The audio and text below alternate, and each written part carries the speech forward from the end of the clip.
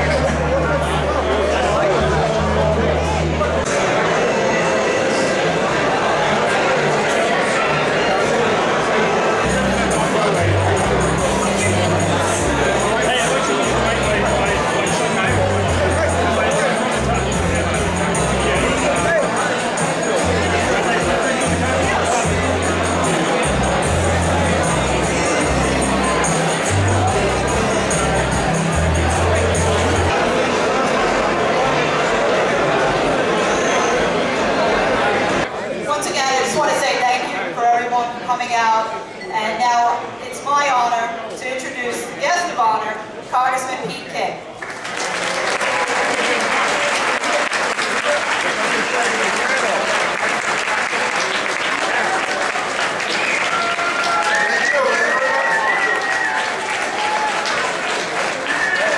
Thank you all very much. My grandson Jack, you coming out? There you go. My grandson Jack, he wants to. First of all, he gave me the primary. He says he's better looking than smarter. Anyway, what are you going to do? Anyway, let me thank all of you for being here today. Let me at the start thank Ann for the great job she did putting this together.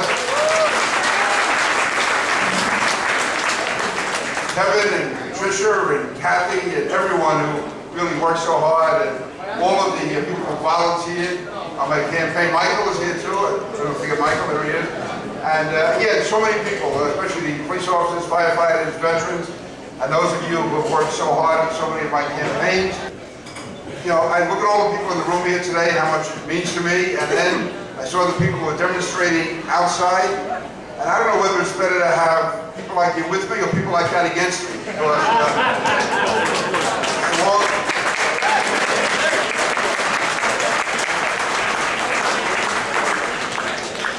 as long as you're in here and they're out there, I know I'm on the right side. So thank you.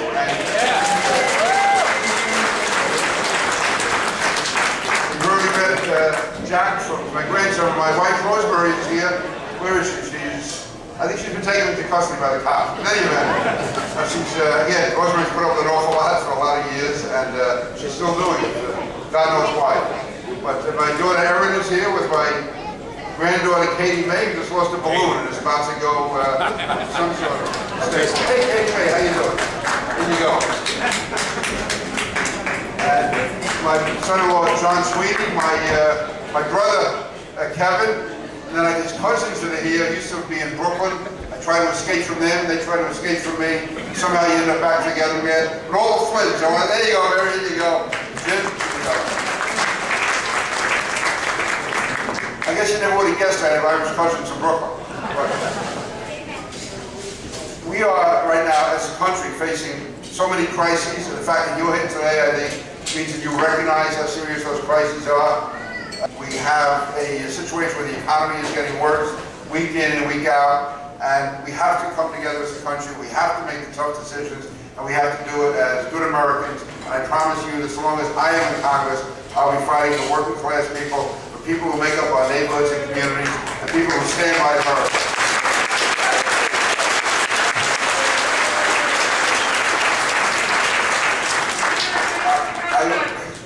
I also want you to know that as chairman of the Homeland Security Committee and as a member of the Intelligence Committee, I'm the only one in Congress who is on both of those committees. And I know how real the threat is to our nation. I know the threat that Islamic terrorism poses to this country.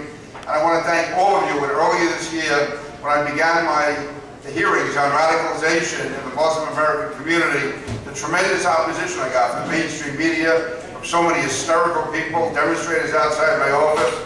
I think Chris Matthews had about 3 heart attacks at the time of the show. But the fact is that no matter how heated it got, stood with me, and I want to thank you for that, for being there when the money was on the line. And I assure you that I will not stop the hearings. I will continue to do all I can to make sure that New York, Long Island, and America, and everything out here, our homeland security and our national security have to come before political correctness. And I will keep that fight going no matter what. It's something that's so important. Amen, Pete. Amen. There you go. That's it, Pete. Especially when I look around this room and I see all the police officers and firefighters who lost their friends and comrades on September 11th. So many people from our neighborhoods who we lost over 500 people on Long Island alone. So we know what it's about. We never ever want to endure that again. So next year there'll be a campaign coming up. I'm going to get redistricted a bit.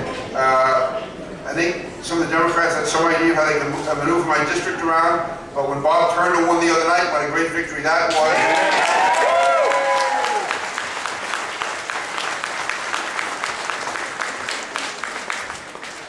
So being with Bob Turner, who's a great guy, by the way, being with him in Ed Koch, his headquarters in Howard Beach on Tuesday night was just a great moment. To see the media were actually shell-shocked. They weren't sure what had happened. And then to go to Washington the next day, I couldn't tell whether it was Republicans who were so happy or the Democrats were in depression. Republicans, conservative, Reagan Democrats, independent Democrats, Orthodox, conservative members of the Jewish community who Ed Koch did so much to make that a campaign among them all. And we put that victory together. That's what we have to do. We have to really get as many people on our side who believe in America, who believe in American values, believe that America never has to back down to anyone, never has to apologize to anyone, and that we don't want to turn our country into any type of socialist economy. We want to encourage people who work hard, who fight hard, and who care about their families and their neighborhoods. So that's what I try to do.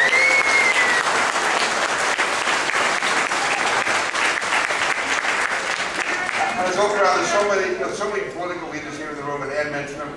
One in particular I want to mention who really stands up for American values and who has been there going back 40, 50 years, the chairman of the Conservative Party, Danny Donovan, who's been a wonderful friend for so many years. Thank all of you for being here today. Thank you so much, because we have a tough fight ahead of us. I promise you that I will keep up the fight, and it makes it so much easier for me knowing that I have all of you standing with me. So thank you all. God bless America.